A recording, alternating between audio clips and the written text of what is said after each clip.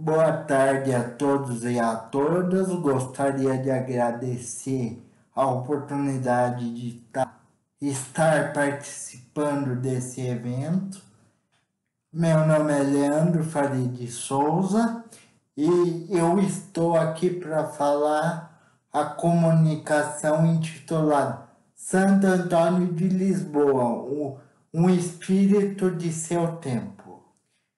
Nossa comunicação se baseia em três partes fundamentais. A primeira, numa apresentação breve do contexto histórico que marca a trajetória biográfica de Santo Antônio. A segunda, o papel desempenhado pelos sermões como meio de construção de memória. E a terceira, como os sermões, como fonte histórica, pode ser considerado uma forma de elaboração de uma historiografia específica. Então, vamos lá. A primeira parte, relacionando o contexto histórico, se inicia basicamente quando nós avaliamos a transformação que a sociedade europeia passa em fins da Idade Média, principalmente entre o século XII e o século XIII. Este período é caracterizado por grandes elementos de transformação, que incluem o nascimento das cidades e, em consequência, a transferência de massas populacionais do campo para a cidade, o nascimento das universidades e também no campo religioso o florescimento da teologia como ciência. Nesse sentido, é que a figura de Santo Antônio pode ser observada, já que Fernando de Bulhões, que é o nome de batismo de Santo Antônio, nasce no ano de 1195 e falece no ano de 1231.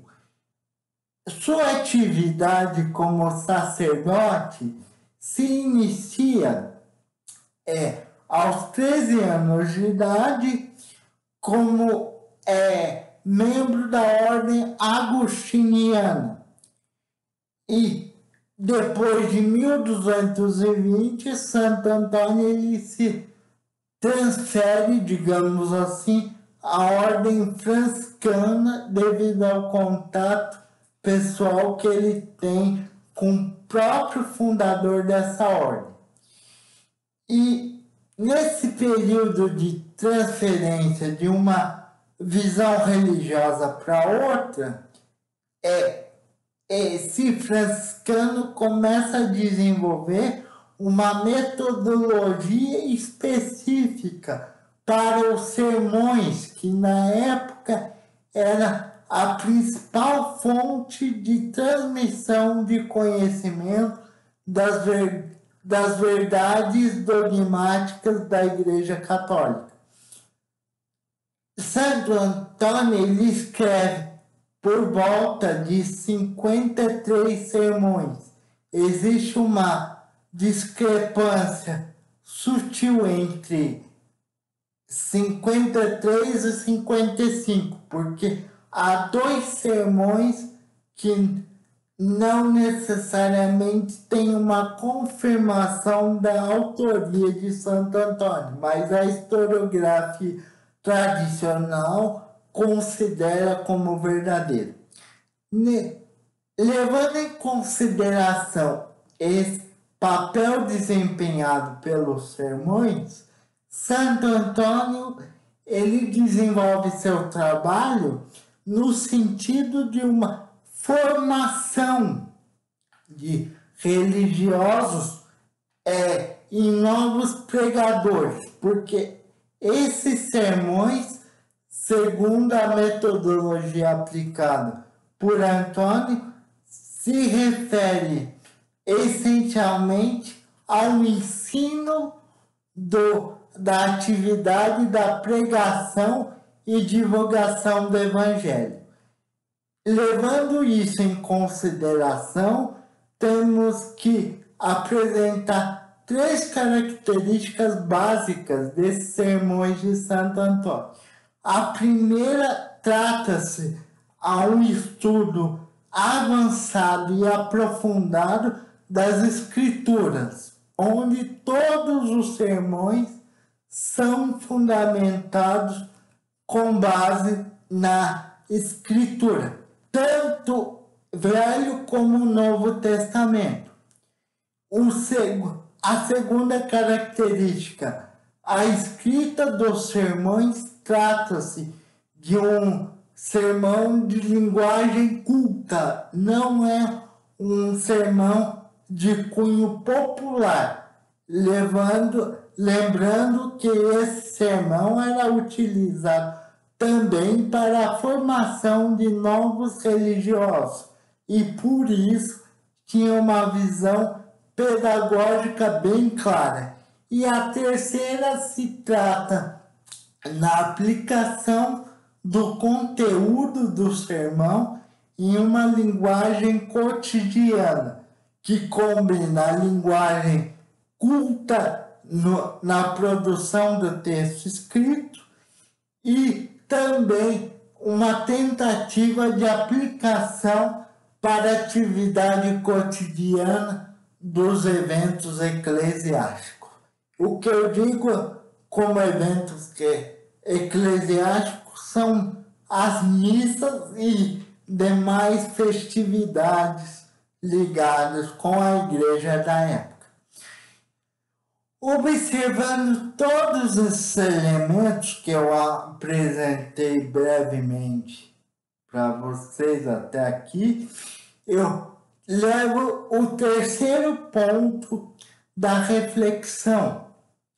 Como que os sermões de Santo Antônio podem ser considerados, de certa forma, um instrumento na produção de uma memória específica e relacionando o seu espírito, seu modo de ser e de produzir conhecimento com o seu tempo.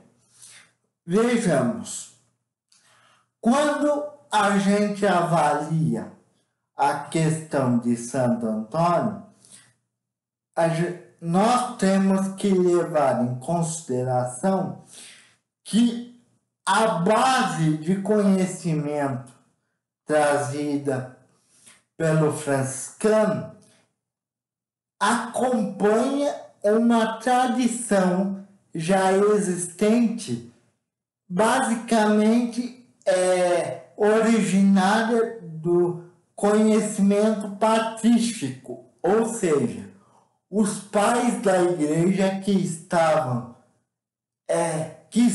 na realidade vinculados à tradição da antiguidade, do cristianismo primitivo, e que Santo Antônio, fazendo parte do renascimento teológico ocorrido no fim da Idade Média, ele participa do resgate desses nomes.